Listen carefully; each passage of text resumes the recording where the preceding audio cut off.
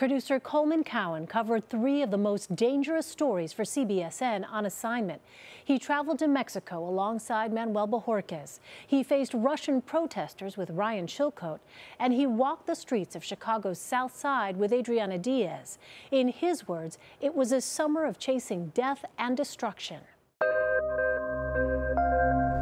When we first landed in Chihuahua, we met with a journalist, Rolando Najera, and our plan was to spend time with him, speak with him about what he does, how he covers crime, and just hope that over the course of a couple days of spending time with him, he might respond to a murder scene. As it turned out, within an hour of speaking with him, he got a call. First day, first shoot, first interview, here we are, dead body. This is Mexico. And of course, going into that, being journalists, we thought about, we're really placing ourselves in this dangerous situation. The story in Mexico is about journalists being targeted, and they're being targeted for a reason. It's because they are reporting on the drug violence, the cartel violence, the corruption that is going on there. It's not so much random killings as journalists being targeted.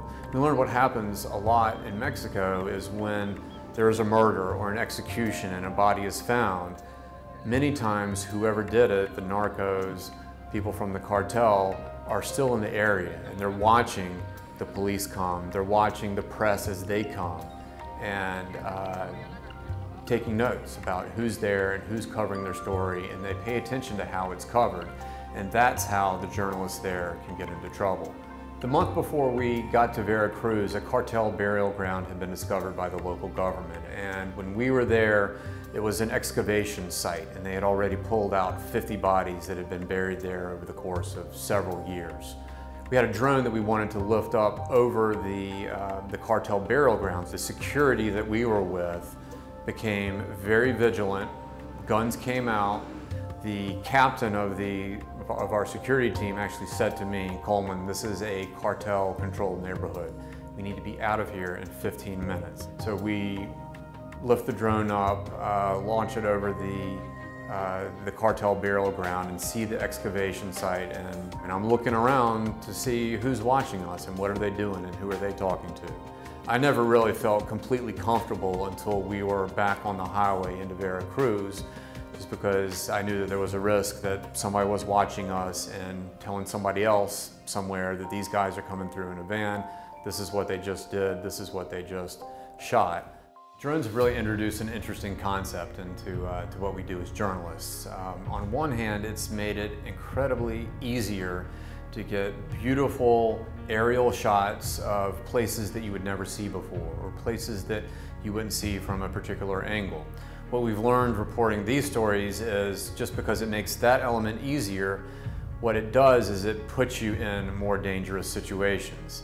One of those situations where we knew we could be walking into a dangerous situation was when we went with some members of Alexei Navalny's investigative team to launch a drone over a house that, according to Alexei Navalny, was involved in a bribe between a Russian oligarch and the Prime Minister of Russia. The risk was they're launching a drone over a house where there could be FSB agents, and if we get arrested by the FSB, launching a drone over this house that is allegedly involved in corruption involving the Prime Minister, chances are we're going to be detained, chances are something bad could happen, we could get kicked out of the country.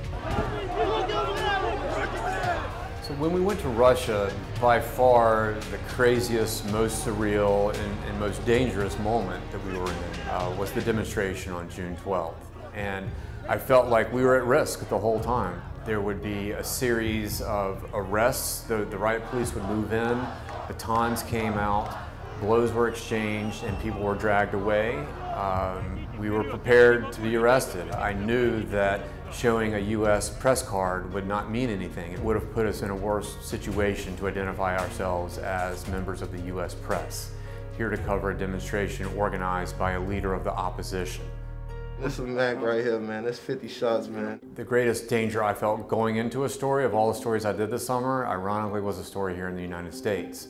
To have those guys waving guns around in your face and you're watching them very closely and watching their actions and watching their fingers just to make sure that nothing accidental happened, it was a very strange moment. There were times when it happened in interviews in alleys that we had set up or in basements when we had set up, but it also happened very organically sometimes. We would just be interviewing somebody and they would put their hands on their hips and you'd look down and there you see a gun in their waist belt.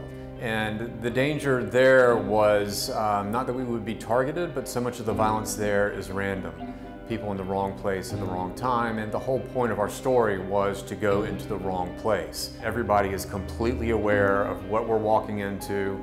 Everybody fully understood and everybody went in knowing the risk that they faced. Putting ourselves in those situations was a necessary element to get a good story. At the same time, you realize that you're putting yourself in some dangerous situations, and you're always happy when you come home and get off that plane and see your family again.